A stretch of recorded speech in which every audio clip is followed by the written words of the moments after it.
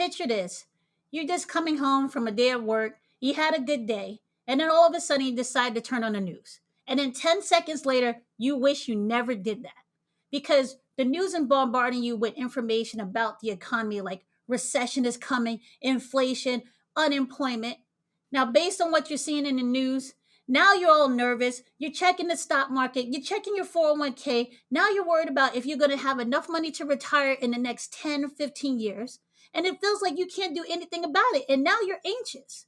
If you feel like that, you're not alone. In this video, you're going to learn exactly how to manage your money anxiety regardless of the economy or your financial situation. So stick around to the end. Hi, I'm Nadia. And I'm Nicole, and we are the Well Twins. And we decided to make this video today because of all the craziness that's been going on in the news, like FTX and inflation news, and even the threat of the recession of 2023. We know what it's like to worry about money and your investments due to the economy because we've been there too.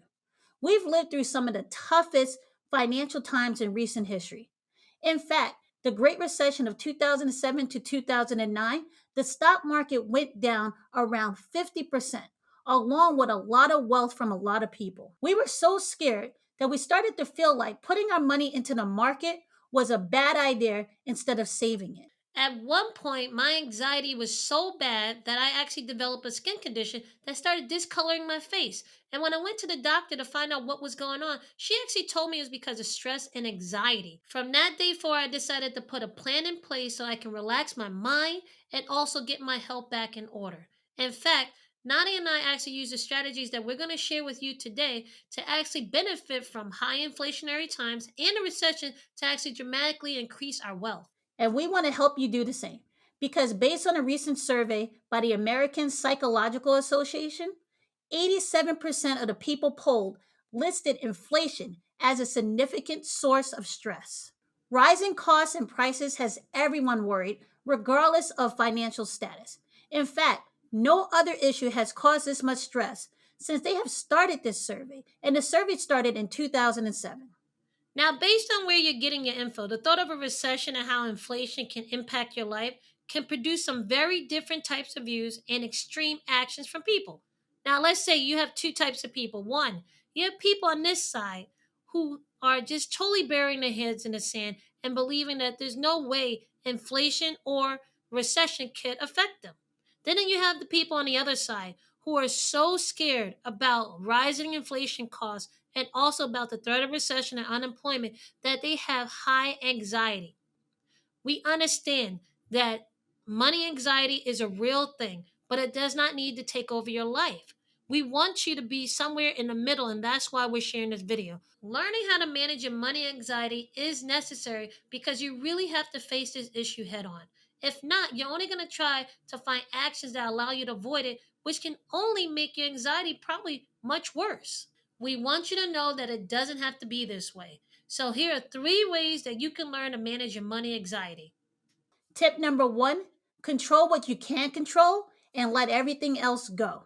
If you have a fear that your job is in jeopardy, maybe you want to take that nervous energy and pour it into learning an in demand skill.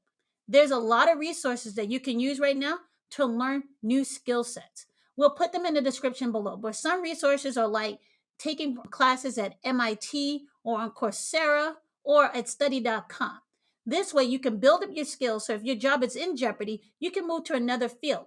A lot of these have certificates, and in certain fields, certificates are just as valuable as having a degree. Another thing that's within your control is avoiding negativity. Stop watching the news, stop flooding your mind with all these images of this gloom and doom. What you should do is try to flood your mind with positive information and uplifting stories. You wouldn't believe how much of an impact this will have on your mental health. You have to control what you're consuming through your mind because this will impact your mind on a subconscious level. Because what you focus on, you will find more of. And last but not least, when it comes to controlling what you can control, look at your expenses. Start taking inventory of what you can cut back on that really will impact your life. You want to make sure that your expenses are low so that you can lower your money anxiety and your stress about money. If there's something that you absolutely don't need and it's a constant expense on you, cut it now. Give yourself some security early on and be proactive. Number two, deal with fact and not just fear. Okay, you have to understand recessions are just part of the business cycle, just like expansions are. When you understand it, it's just like spring versus winter. These things have to happen for one to happen after the other. And in terms of the stock market, the only thing that we know for certain for the stock market is that it fluctuates. It goes up and down. Over the long term, the market does stabilize and looks like it goes up. But on a day to day basis, we know that the market fluctuates. That's just a fact of the market. Another fact is that most people lose their money because they sell when the market is down. Possibly the losses that you have in your account are actually unrealized losses. They are not true losses until you actually take your money out of the market. So understand the only way you can lose money in the market is when you actually take your money out when the stock market is down. Panicking when the market is fluctuating and selling your investments will hurt you.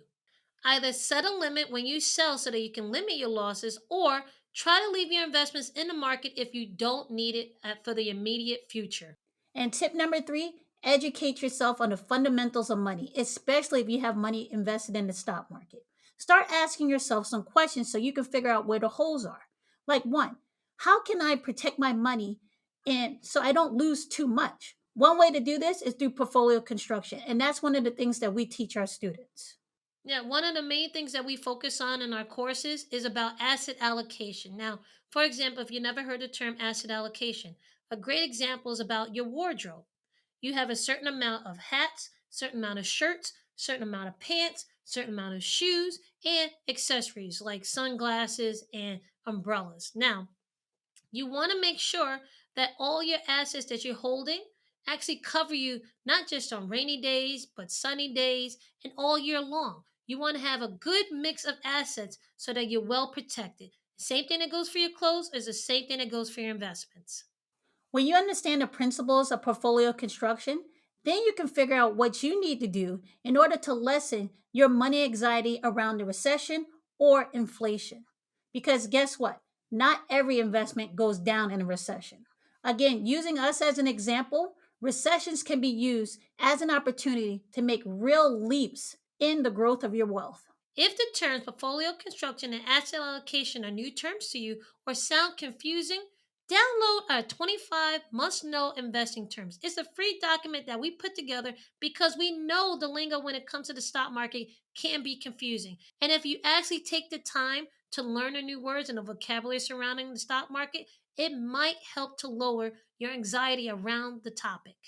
Money anxiety is a real thing, and our job is to make sure that we can do everything we can in order to manage it, keep it under control, and stop letting it blow out of proportion.